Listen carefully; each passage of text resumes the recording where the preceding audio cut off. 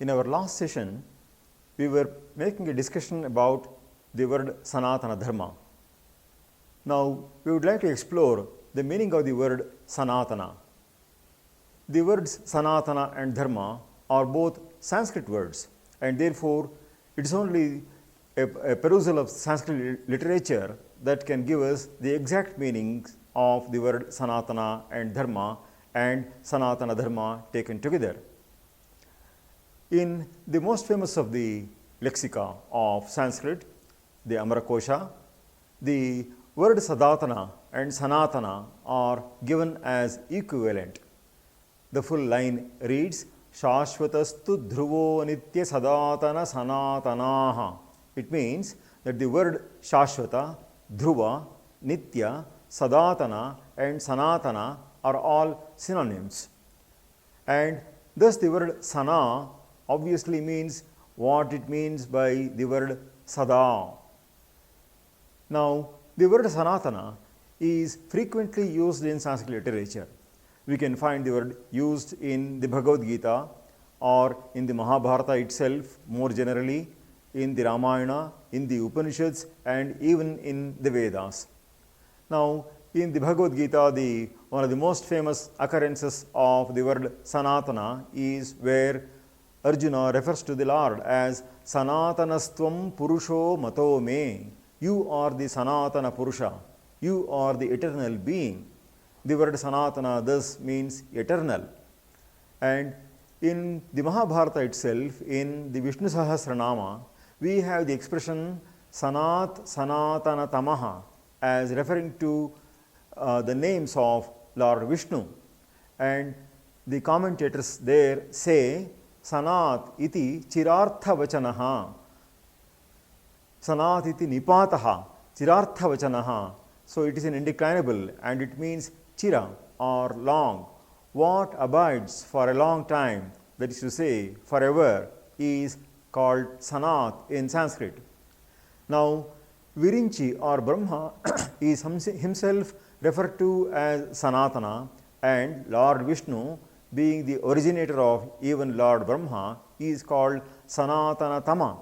Now, the commentators there say, Sarvakaranatvat Virinchadinam api Sanatananam Atishayena Sanatanatvat Sanatana Tamaha. So, Virinchi or Brahma is himself Sanatana, and in comparison with him, Lord Vishnu is even more Sanatana, and therefore he is even more Sanatana than him.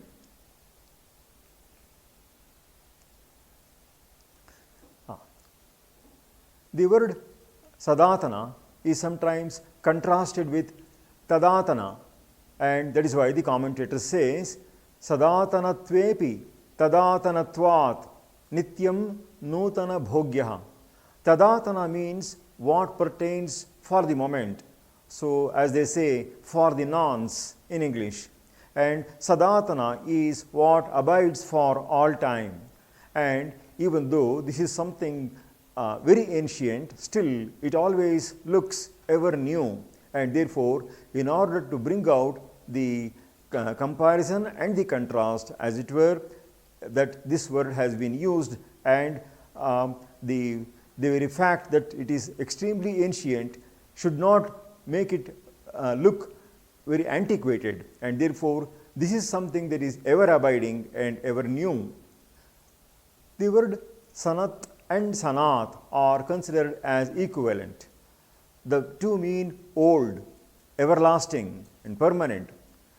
We have the famous Sanat Kumara and brothers, namely Sanaka, Sanandana, Sanat Sujata and Sanat Kumara. The etymology of the word Sanat Kumara is beautifully given in the Mahabharata, and the shloka says, Yathotpannas tathaivaham Kumara iti vidhimam tasmat Sanat Kumareti namaitan me pratishthitam. I am as I was when I was born, yatha utpannaha tathaiva aham Kumaraha iti vidhimam.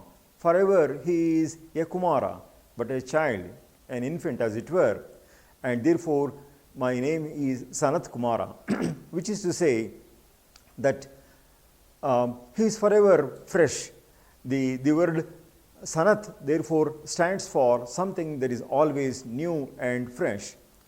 The word Sanatana stands for the Lord, and equally the word Sanatani stands for Devi in her aspects of either Lakshmi or Parvati or Saraswati. This is said in the Puranas like this: Sarvakale sana prokta vidyamane tanoti cha sarvatra sarvakaleshu vidyamana sanatani. So the word sana is something that stands for sarvakara, kala, or for all times, and the word tana stands for tanoti, that is to say, to be, to impart, and therefore the person who stays for all time, sarvatra sarvakaleshu vidyamana, so present everywhere and for all times. So this omnipresent aspect of the deity is therefore called Sanatani.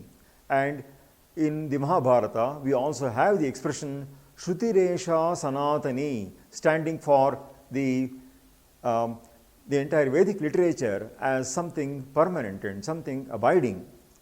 And thus the word Sanatana means everlasting. We can see that it is used in the same sense in the Upanishads also. For example, in the Kathopanishad, we have these statements: Urdhvamulo avakshakaha esho shvathaha sanatanaha. So this is the ever-abiding tree, namely Ashwatha. And the expression Guhyam Brahma Sanatanam in the same Upanishad. And in the Mahabharata, we have the expression, so Vedaschaiva Sanatanaha, the Vedas which are everlasting. Similarly, so the Vedas are sometimes referred to as the eternal eye, Vedaha Chakshuhu Sanatanam. And thus the word Sanatana has always meant something which lasts forever. The word Sanatana has been used as an adjective for God also. In the Mahabharata, there is this famous statement, Bhagavan Vasudevascha Kirtyatetra Sanatanaha. So it is the Sanatana Vasudeva, Sanatana Bhagavan, so who is glorified in the Mahabharata. In the Mahabharata itself, in the Sanatsujatiya portion, we have this statement applied to the word Sanatana applied to the Lord some 20 times. It repeats as a refrain. Yoginastam prapashyanti bhagavantam sanatanam is an expression that comes after every shloka some 20 times, and therefore here there is a reference to the Supreme Lord as Sanatana. And in the Bhagavad Gita, it is used in other contexts also, so as applicable to the Supreme Brahman, which says, Yajnashishtamrita bhujaha yanti brahma sanatanam. Those who partake of the Yajnashesha, or what remains after the performance of the Yajna as a prasada, it is such people who ultimately attain the Supreme Lord. Now, the word Sanatana Dharma taken together is sometimes applied to the Lord himself. In the Raghuvira Gadya of Vedanta Deshika, the Lord is addressed as Sanatana Dharma. Oh, Sanatana Dharma is the very expression that is used for the Lord. In the Mahabharata, there is this expression, Krishnam Dharmam Sanatanam, that used to be frequently cited by my Guru Bhagavan. And the Bhagavad Gita refers to the word Sanatana also to the Jiva. Mamaivamsho Jivaluke Jivabhutaha Sanatanaha. Therefore, the word Sanatana is also something which can be referred to as a feature of the Jiva. And the same aspect of the life principle being called Sanatana is reflected in the Bhagavad Gita elsewhere, where the Lord says, Bijam mam sarvabhutanam vidhi partha sanatanam. So he is the Sanatana Bija. The Lord is the source of all life. And this we can find in the definition of Brahman also in the Taittiriya Upanishad. The Taittiriya Upanishad gives a definition of Brahma, saying, Yatova imani bhutani jayante, yena jatani jivanti, yat prayante abhisam vishanti, tad Brahma. And therefore, here the Brahman as the source of all life is very clearly indicated. And in the Bhagavad Gita, the idea of the everlasting nature of the life principle is very clearly stated, where Krishna says, Natve vaham jatu nasam. It is not that I never was. Natvam neme janadhipaha. Nor you, nor these kings. So none of these were not never, which is to say that they have all been always there. That is to say, at the level of the jiva, all these are abiding principles, and therefore the jiva dharma is something that is permanent. The word Sanatana Dharma is used in the case of many rules and principles that have been followed for quite some time or from very ancient times. For example, the Ramayana says, Kritecha pratikartavyam yesha dharmaha sanatanaha. When somebody helps you, you must help him in return. So, Kritecha pratikartavyam yesha dharmaha sanatanaha. This is the eternal law, it says. And there is also this statement in the Ramayana itself. It says, Rajya bhara nayuktanam yesha dharmaha sanatanaha. So, referring to the royal duties, the statement says that this is a Sanatana Dharma, and therefore the word is something that stands for a rule that must always be followed. In the Manusmriti, there is a shloka which is very famous, which says, Satyam bruyat, priyam bruyat, na bruyat, satyam apriyam, priyancha nanratam bruyat, yesha dharma sanatanaha. And therefore, it means one must speak truly and one must speak in a sweet manner, and one must not speak truth in an unpleasant manner, nor unpleasant things in and pass it off as truth. And therefore, the way of speaking, so speaking truth and speaking it pleasantly, is considered as an abiding law. So, Yesha Dharmaha Sanatanaha. In the Mahabharata, we also have statements which sometimes slightly alter the words, saying Dharma Yesha Sanatanaha. Now, it is not merely in Hinduism that this expression has been used. Even in Buddhism, this expression has been used. So, in the Dhammapada, for example, in the very opening chapter called Yamaka Vagga, there is this statement, Nahi verena verani sammantidha kudachanam averena cha sammanti esa dhammo sanantano. The Sanskrit version of this would be, Nahi vairena vairani shamyantiha kadachana avairena hi chamyanti yesha dharma sanatanaha. Which is to say, hatred is never solved by hatred. So, on the other hand, it is by the absence of hatred that hatred can be tackled. And therefore, this is the eternal law, it says. And therefore, the principle of not hating a person who hates us is something that is being stressed here. And this can only issue from the mouth of a very magnanimous person. The practical way of handling a person who hates us may sometimes differ, but the essential principle is the same, and that is called Sanatana Dharma. In the Bhagavata, there is a beautiful statement which comes close to equating Sanatana Dharma with the Hinduism that we are following today.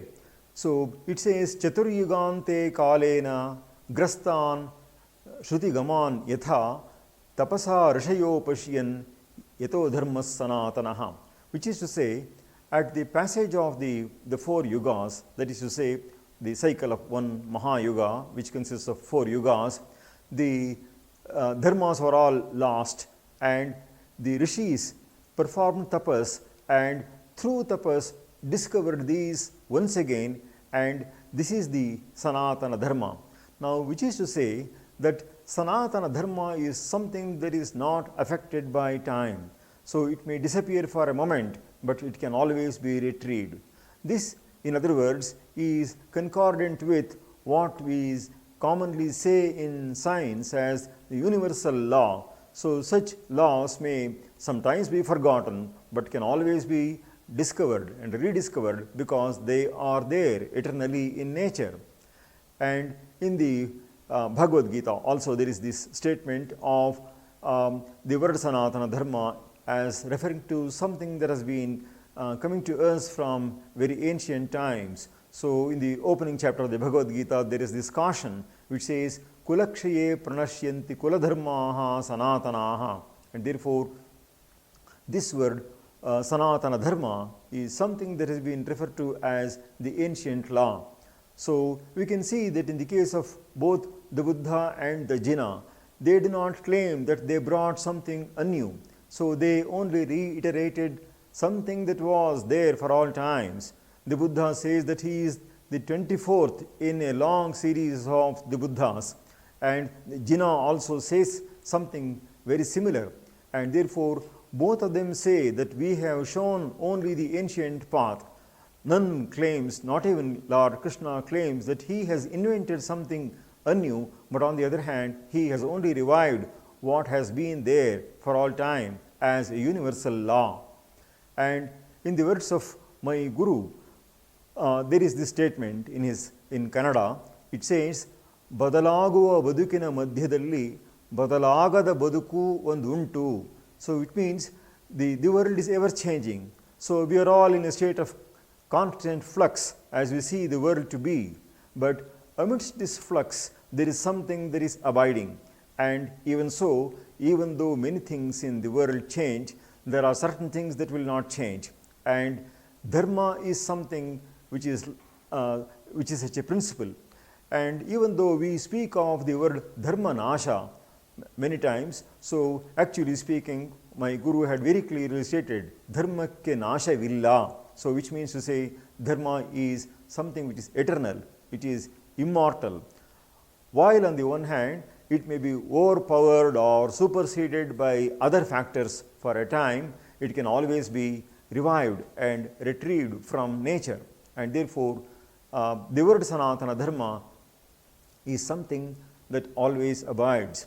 Now, in science, we speak of transmutation of elements. So even though the atomic number is something that defines the element, still in the cases of extreme application of extreme forces, there can be some change in, for example, the arrangement of the particles in the various orbitals, and that may yield place to a new element.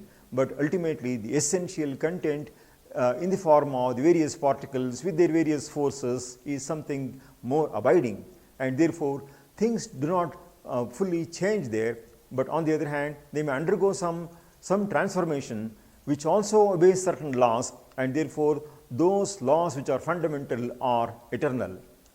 The word Brahma itself is shown as something which is source of all creation, as we refer to the Taittiriya Upanishad quotation. So, yato va imani bhutani jayante yena jatani jivanti yat prayanti bisam vishanti shows that it is something that is the source of srishti, sthiti and laya.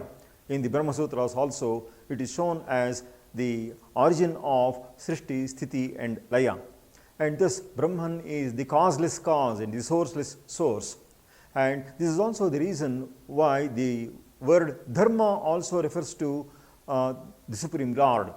So in the Bhagavad Gita, we have the reference to the Lord as Dharma. In the Vishnu Sahasranama, we refer to the Lord as Dharmo Dharma Viduttamaha. So the Lord himself is referred to as Dharma. In the Vishnu Sahasranama, in the prefatory verses, we have the reference to the Lord as Dharma Prabhu, Dharmasya Prabhu Rachitaha. The most famous statement in the Brahmana literature, which is the part of the Vedas, is Dharmo Vishwasya Jagatah Pratishtha. So Dharma is that which is the substratum and the basis of the entirety of creation. The word Vishwa there does not mean the world. The word Vishwa there is a pronoun standing for all, and therefore Vishwasya Jagataha means for the entire world. So Pratishtha is substratum, is the primary support. And the word Dharma itself has been used in the sense of Punya also. That is why there is this famous statement, Dharmasya phalam icchanti dharmam nechanti manavaha na papa phalam icchanti papam kurvanti yatnataha, where the word Dharma is used in the sense of Punya, and therefore Dharma constitutes the bija, and the Sukha that issues therefrom is to be construed as the Phala. Dharma as standing for the subtle principles and the laws of nature is referred to in the Mahabharata and in Manusmriti in these words, Dharman Vakshyami Shashvatan. I now speak of the dharmas which are ever abiding, which is to say that there are certain dharmas which change from time to time and place to place, and there are also certain dharmas which are permanent. And the very definition of dharma given in Manusmriti is something very significant. It says, Vidvadbhihi sevitaha sadbhihi nityam advesha ragibhihi hridayena abhyanujñātaha yo dharmaha tam nibodhata. Hearken ye, I am going to expound dharma. And what is the kind of dharma is the one that I am going to expound. It is vidvadbhihi sevitaha sadbhihi. It is something that is pursued by men of wisdom, men of knowledge. So it is not that it is the idiot and the idiots and the ignorant that pursue this. So the men of scholarship and wisdom pursue this. Vidvadbhihi sevitaha. And they are also men who are thoroughly gentlemanly. So sadbhihi refers to their noble nature. And then it also brings out another feature, namely nityam advesha ragibhihi. All of us are swayed by raga and dvesha, and so this shows our bias, positive and negative. And these are people who are not swayed by raga and dvesha, and therefore this is a feature that is supremely important, because this is something that is for all time, nityam advesha ragibhihi, which is to say, it's not that only now and then that they do not show these biases. On the other hand, they are utterly free from prejudice. We can contrast at this point, so with other religions. For example, one religion says that I am a jealous God, and therefore we can see that the verdict of other religions is to exterminate those who follow other religions, whereas our dharma, the Hindu dharma or the Rishi dharma, is one that is instituted by men of wisdom, so who are always free from raga and dvesha. And hridayena abhyanujñātaha, and this is something that issues from the depth of their heart, and therefore it is with the wish of the good of humanity that this dharma has been constituted. And such is the dharmas that I am going to now expound. So these are the words of not only Manu in his Manusmriti, but also of Bhishma while he starts his Upadesha of the various aspects of dharma in the last days of his life, when he gives Upadesha to Yudhishthira as per the instruction given by Lord Krishna himself.